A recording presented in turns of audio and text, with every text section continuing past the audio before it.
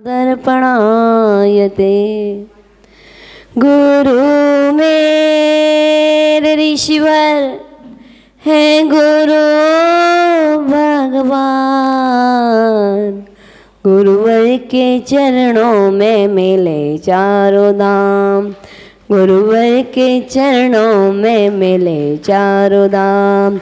गुरुवर के चरणों में मिले चारों धाम। बोली देवाई देव एक जरड़ श्री आदिनाथ भगवान की। बोली देवाई देव एक जरड़ मूलनायक श्री पार्श्वनाथ भगवान की। बोली देवाई देव एक जरड़ श्री महावीर भगवान के। परम पूज्य आचार्य गुरुवर श्री शांति सागर छाणी महाराज के। परम श्रद्धेय आचार्य भगवान श्री 61 विद्यासागर जी मुनिराज के। परम पूज्य षष्ठम पट्टाचार्य आचार्य रत्न श्री 61 ज्ञान सागर जी मुनिराज के। परम पूज्य आचार्य गुरु श्री 61 विशुद्ध सागर जी मुनिराज के। परम पूज्य आचार्य गुरुवर श्री गे सागर जी मुनिराज के। मुनि श्री 61 सुधा सागर जी मुनिराज के। मुनि श्री 61 साक्ष सागर जी मुनिराज के। त्रिमुनि राजों की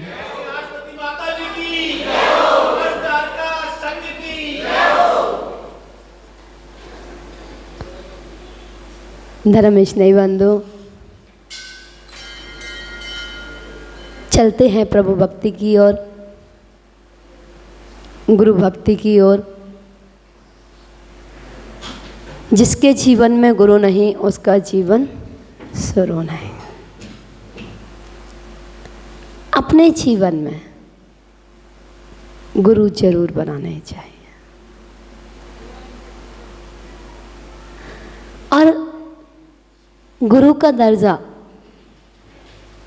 भगवान से भी बड़ा माना गया है, क्योंकि भगवान तो बोलते नहीं और गुरु बोलते हैं। गुरु गोविंद दो खड़े काके लागू पाए, बलहारी गुरु आपकी गोविंदी।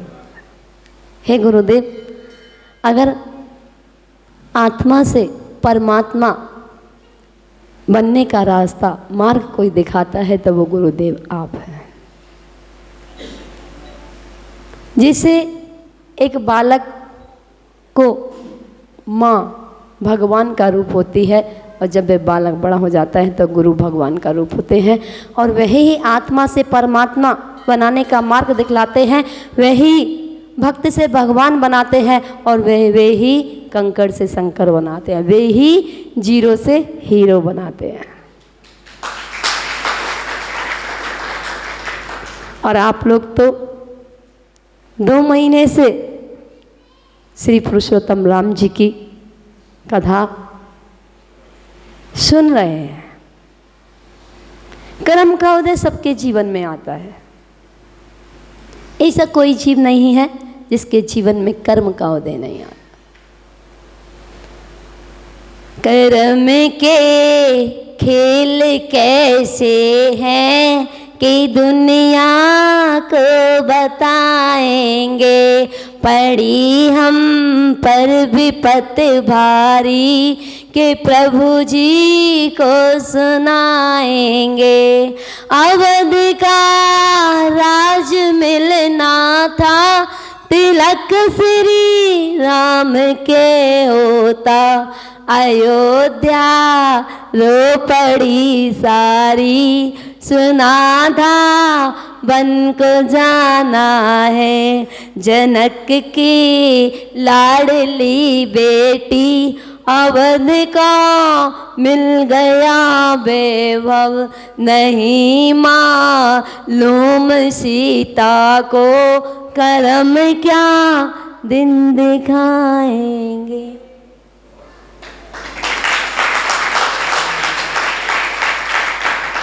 कर्म का उदय सबके जीवन में आता है और आप तो शुरू से एंड तक सुन रहे हैं।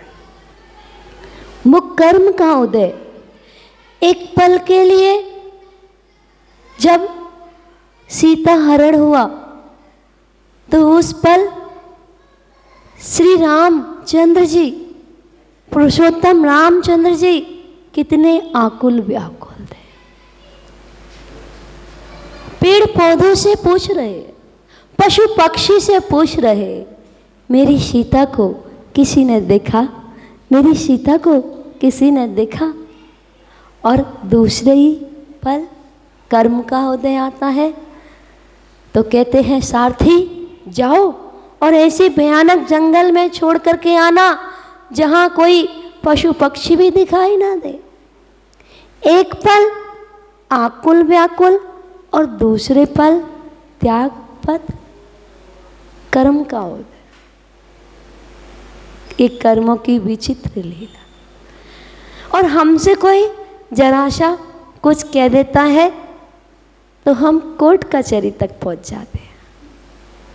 वो सती सीता को घर से देश निकाला दे दिया, 14 वर्ष का वनवास, लेकिन कोई भी आगरे का वकील नहीं पहुंचा वहां जो न्याय करा देता है। यहाँ तो अगर घर में कुछ घटना घटी और पता चलता है कि पियर से गाड़ी भर के आ जाती है, वहां सती सीता पे संकट,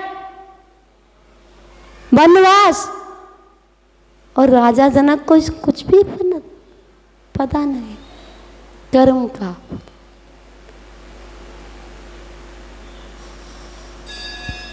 आप जब जब स्वाध्याय करोगे तो पता चलेगा कि कर्म का उदय जीवन में कैसा आता है। हर जीव का कर्म उदय आता है। आप किसी भी शास्त्र जी को उठा के देख लीजिए। पार्श्वनाथ भगवान जो जन्म से ही 3 ज्ञान के धारी, दीक्षा लेते ही मना पर्याय ज्ञान हो गया, उसके बाद भी कमठ नहीं छोड़ रहे, ओले पत्थर बरसा रहे। अब बताइए कि संकट हम पे ज़्यादा पड़ रहा है या उन पे ज़्यादा पड़ रहा है?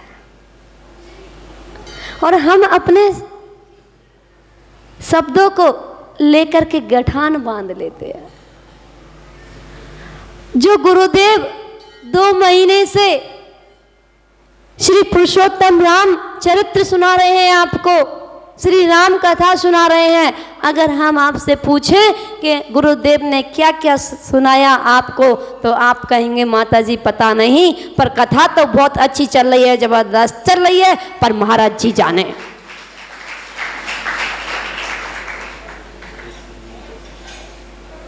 ऐसा ही है ना?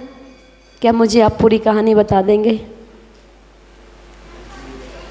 मैं सुनने आई हूं, मैं भी कथा सुनने आई,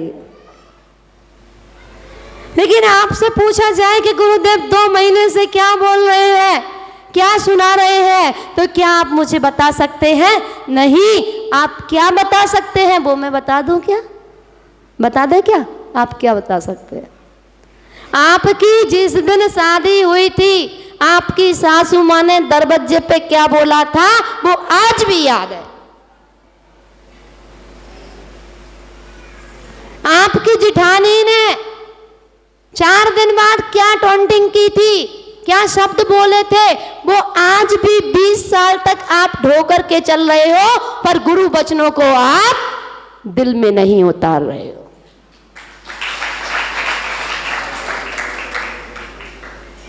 सोचो, विचार करो। मैं प्रवचन करने नहीं आई, नहीं तो स्वयं सुनने आई हूं गुरुदेव। बड़ा दर्द होता है, बड़ी वेदना होती है, पीड़ा होती है कि ये छोटा सा जीवन मिला है, अनादिकाल हो गया संसार परिभ्रमण करते करते। आपको नहीं होता दर्द? हमें तो दर्द होता है।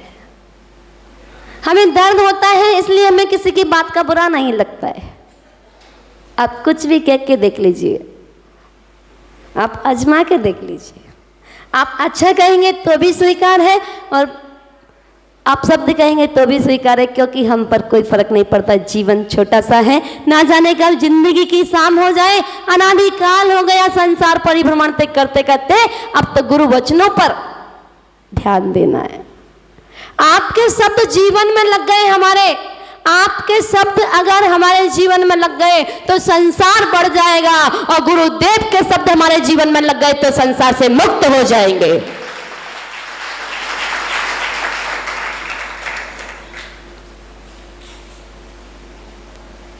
हमें सासू माँ बड़ी अच्छी लगती है, सासू माँ के शब्द चुभते हैं,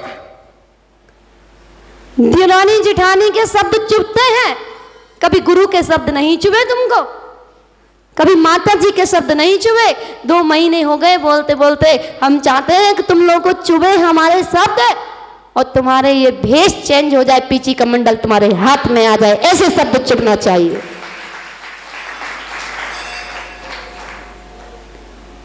नहीं लगते तुमको? कभी कभी लगता है, बोल दूं क्या?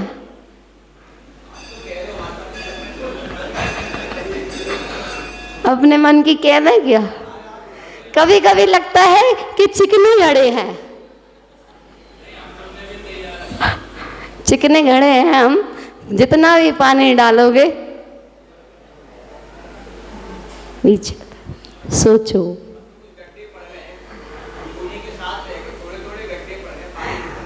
रुकने लगा पानी तो जब रुकेगा जब मुनिराज जैसे बन जाओगे और दिगंबर बन जाओगे, तब पानी रुकने का काम सार्थक हो जाएगा।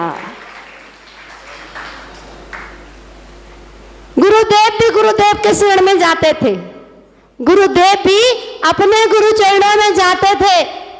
जब तक बात नहीं लगी तो दिगंबर तो धारण नहीं किया, और जैसे ही उनके शब्दों की चोट लगी तो दिगंबर तो धारण कर लिया।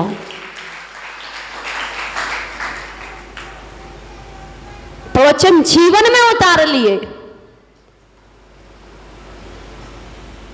प्रवचन सुनना तो जब सार्थक होता है जब जीवन में उतर जाए, तो सार्थक है। देखते हैं छिपी टोला और ईदगाह मेला हुआ है, कितने लोगों के जीवन में प्रवचन उतरते हैं, कितने पीजी के मंडल वाले तैयार होते हैं। हम भी देख रहे हैं, गुरुदेव भी देख रहे हैं। अरे मैं मानती हूं कि आपका सेनन कमजोर है, कमजोर तो नहीं है। अरे हम पीची कमंडल नहीं ले सकते, अगर हम दिगंबर वेश धारण नहीं कर सकते, अगर हम आर्य का वेश धारण नहीं कर सकते, तो क्या हम बाजार की चीजों का त्याग भी नहीं कर सकते? क्या हम शुद्ध भोजन भी नहीं कर सकते? क्या हम अष्टमी चतुर्दशी को एकासन भी नहीं कर सकते? क्या हम स्वाध्याय का नियम भी नहीं ले सकते?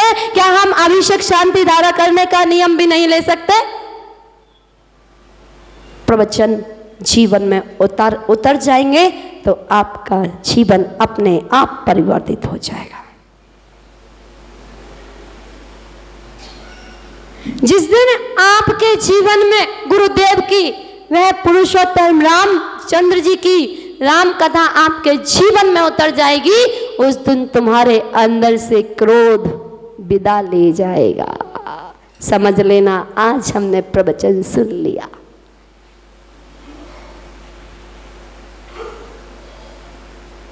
अपने जीवन को सार्थक बनाओ,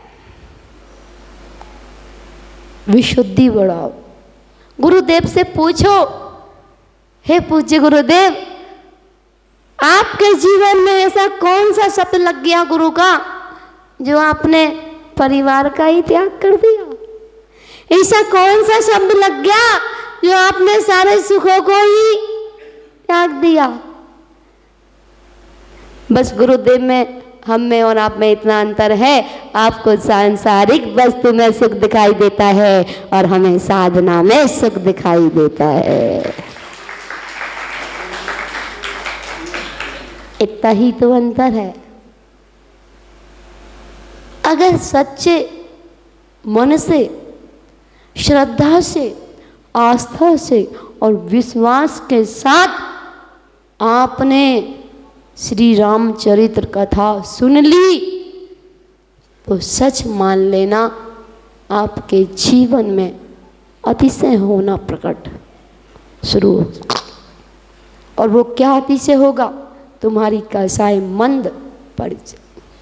फिर कोई घर में कैसा भी शब्द बोल देगा तो आपको असर नहीं होगा। क्योंकि सती सीता का स्मरण आ जाएगा। अरे राजमहलों की पुत्र वधू और जंगल में भ्रमण,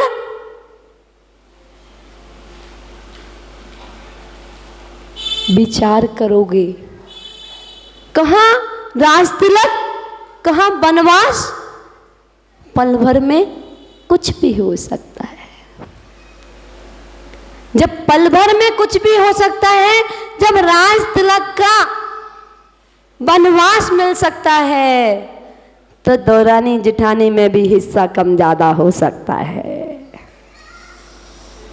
क्या दिक्कत है? अगर ससुर जी ने किसी को कम दे दी, किसी को ज्यादा दे दी, या किसी ने ले ली, ध्यान रखना जो भाग्य में है वो भाग करके आएगा, और जो भाग्य में नहीं है वो आया हुआ भी भाग जाएगा।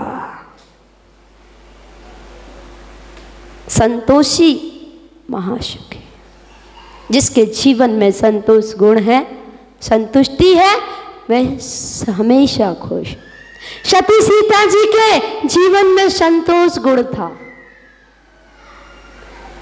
सती मैना सुंदरी के जीवन में संतोष गुण था। सती अंजना सती के जीवन में संतोष गुण था। सास ने दोष लगाया, फिर भी सास को एक शब्द नहीं कहा, एक शब्द नहीं कहा। और क्या कहा? ते कर्म पूरव किए खोटे, सहे क्यों नहीं जियरा, अधिक क्रोध अग्नि बुझाए पानी, शाम में जल ले शियरा। क्षमता का जल। और हम लोग एक के बदले कितने फ्री? 2 फ्री, 2 के बदले 4 फ्री। तैयार रहता है हमारे पास तो माल मसाला, है ना? क्यों भाई? तैयार रहता है ना? सुनने की क्षमता नहीं है। क्यों नहीं है सुनने की क्षमता? उसमें भी कारण है, क्योंकि फास्ट फूड का जमाना है, इसलिए सुनने की क्षमता नहीं है। पहले माताएं चक्की पीस करके, चक्की से आटा पीस करके उसका भोजन बनाती थी, करती थी। और वो भोजन जब करती थी तो पूरे भोजन बनाने में स्तुति पढ़ती थी, भजन पढ़ती थी। जब तक आटा पीसती थी तो पूरी पूरी रात भजन पढ़ती थी, स्तुतियाँ पढ़ती थी, पूजन पढ़ लिया करती थी। भोजन बनाते में पूजन पढ़ लिया करती थी, स्तुति पढ़ लेती थी, तो वो भोजन पौष्टिक हो जाया करता था, ताकतवर हो जाया करता था। तो वो 100 किलो की बोरी भी उठा के पटक दिया करता था। आजकल आपके पास एक बाल्टी भी नहीं उठाई जाती है, एक बाल्टी भी नहीं उठा पाते हो आप। इस सारा खान पीन का, खान पान बिगड़ा तो खानदान बिगड़ा। अपने खान पीन को सुधारिए। कम से कम जितने दिन गुरुदेव छिपी टोला में विराजमान है, जितने दिन माता जी ईदगाह में विराजमान है, जितने दिन मुनिराज MD जैन में विराजमान है गुरुदेव, उतने दिन तो कम से कम हम शुद्ध खा ले, शुद्ध भोजन कर ले। अपने घर में नियम ले लें कि जब तक मुनिराज है, जब तक हम कुएं के पानी का भोजन बनाएंगे। अगर मुनिराज का परगान हो जाएगा तो सोने में सुहागा, नहीं तो शुद्ध खाने के लिए खुद को भोजन मिलेगा। सोचो, विचार करो। कोई भी छोटा सा नियम, सिर्फ इतना सा ही नियम ले लेना कि हे गुरुदेव, आप 2 महीने से कथा सुना रहे हो, वो सती सीता पे कितने कष्ट आए, लेकिन उन्होंने उफ नहीं करे। आज आपका चातुर्मास करा के आज से हमने दूसरों की बुराई करने का त्याग कर दिया है, दूसरों की बुराई सुनने का त्याग कर दिया है। सोच लेना, तुम्हारा चातुर्मास कराना सार्थक हो गया। इतना सा नियम ले लेना। मैंने ज्यादा बड़े बड़े नियम नहीं दिए हैं। पीछे से आवाज आ रही है, माता जी आप उपवास का नियम दे देती तो शायद चल जाता। शायद एक आसन का नियम दे देती तो चल जाता, लेकिन ये कितनी बड़ी समस्या पैदा कर दी आपने कि दूसरे की बुराई मत करना, दूसरे की बुराई मत सुनना। ये तो बहुत कठिन नियम है।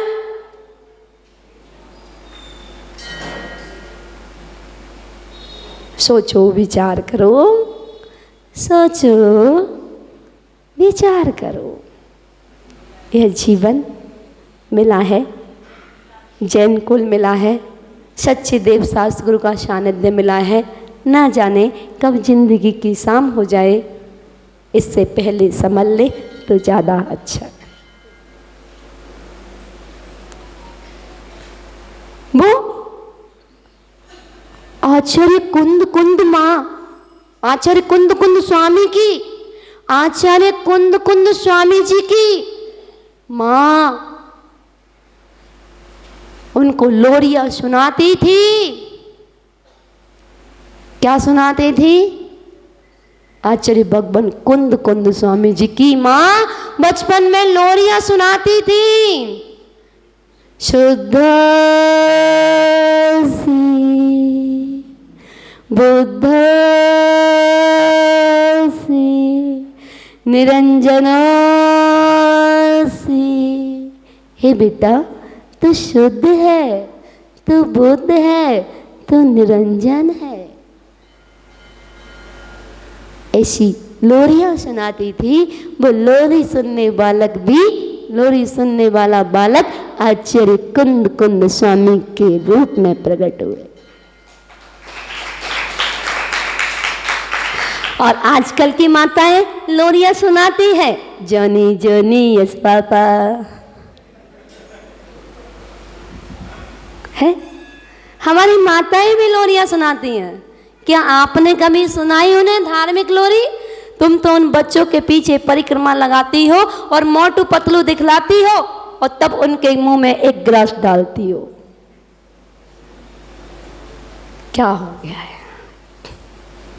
वो बालक जब निकले और माँ से आज्ञा ली, माँ मुझे भी संयम धारण करना है, मैं भी दिगंबरत्व को अपनाना चाहता हूँ। माँ बोली, बेटा अभी तो तुम छोटे हो, नहीं अभी तुम कैसे धारण कर पाओगे? बोलते हैं, माँ मैंने अनादिकाल से बहुत सारी माँओं के आंखों में आंसू लाए, मैंने बहुत सारी माँओं के गोद से जन्म लिया, अब मैं चाहता हूँ मेरा अंतिम जन्म हो। अब मैं किसी भी माँ की आंख में आंसू ना आने दूं, ऐसा मेरा अंतिम जन्म हो। आप लोगों ने कभी सोचा? सोचा? नहीं सोचा। सोचो, विचार करो। एक दिन अगर एक नियम भी लेकर के जाओगे, एक एक दिन लेकर के नियम जाओगे तो 365 दिन में 365 नियम बन जाएंगे। और गुरुदेव तो 150 दिन है, 5 महीने का चतुर्मास है, 3 पंजे 15, 150 दिन है। गुरुदेव के पास रोज आना, एक नियम लेकर के जाना, गुरुदेव आज मैंने त्याग कर दिया, मेरी सासू माँ कितना भी गुस्सा करेगी मैं पलट के जवाब नहीं दूंगी।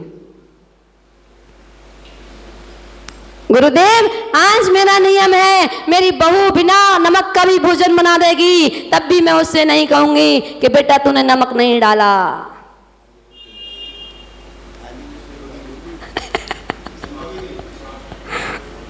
महाराज जी कह रहे हैं थाली और पता लगेगा कि 2 घंटे पूजन करके आई और घर पे पहुंची तो नमक की, बिना नमक की सब्जी मिली है। नहीं हाँ, पहले कोई जमाना था जब गुरु शिष्य गुरु से डरते थे। पहले वह जमाना था जब शिष्य गुरु से डरते थे। पहले वह जमाना था कि वैश्या के सामने से निकलने में शर्म आती थी। आज वह जमाना है कि गुरु शिष्य से डरते हैं। आज वह जमाना है कि गुरु शिष्य से डरते हैं। और आज वह जमाना है कि मंदिर के सामने से निकलने में शर्म आती है। पहले वेश्या के घर के सामने से निकलने में शर्म आती थी, आज मंदिर के सामने से तो निकल जाएंगे, स्कूटर पे बैठ करके छोड़ के तो चले जाएंगे कि पर मजाल क्या है कि दर्शन कर ले अंदर के। पहले शिष्य गुरु से डरते थे। आप लोग जितने भी बैठे हैं यहाँ 50+, ये सब अपने माता पिता से डरते थे। हम इस मंच पे बैठे हैं, हम अपने गुरु से डरते थे, पर आने वाली पीढ़ी गुरु शिष्य से डरते हैं, माता पिता बच्चों से डरते हैं। पहले एक की डांट लगती थी, पूरी क्रिकेट की टीम राइट हो जाती थी, होती थी या नहीं होती थी? और आज बच्चे को देख करके बोलना पड़ता है, बच्चे का मूड अच्छा है क्या, तब उससे पूछना पड़ता है। सोचो क्या होता जा रहा है। हमें गुरुदेव के चरणों में अपना जीवन बदलना है। एक एक नियम भी बहुत बड़ा नियम बन जाता है। एक कौवे के मांस का त्याग करने वाला, एक कौवे के मांस का त्याग करने वाला तीर्थंकर महावीर भगवान बन सकते हैं, तो क्या हम बुराइयों का त्याग करने वाले क्या भगवान नहीं बन सकते? हम कितने कर्मों का बंद करते हैं। जब जब हम दूसरे की तरफ देखते हैं तो हमारा संसार बढ़ता है, और जब जब हम अपने तरफ देखते हैं तो हमारा संसार घटता है। सोचो, विचार करो। दुनिया को पढ़ लिया, कुछ नहीं पढ़ पाया, और अपने आप को पढ़ लिया तो सब कुछ पढ़ लिया। बोलिए पंच परमेष्टि भगवान की।